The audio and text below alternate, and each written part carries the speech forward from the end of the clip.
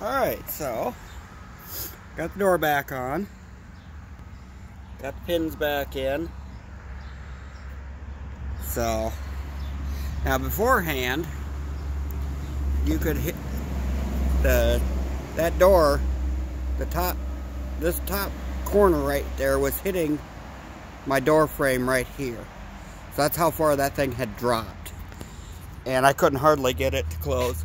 I mean, the body line may not be 100% lined up, but yeah, it's just 100% easier. I like that.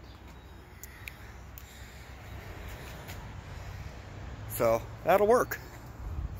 Alright, so that was extreme door hinge repair on a 97 GMC Sonoma.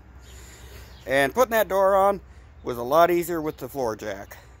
I just basically positioned the floor jack, basically would be on the inside of the door, lifted it up, slid it in place, popped my pins in place, and I was able to adjust it whatever I needed to with floor jack. So, okay, till next time.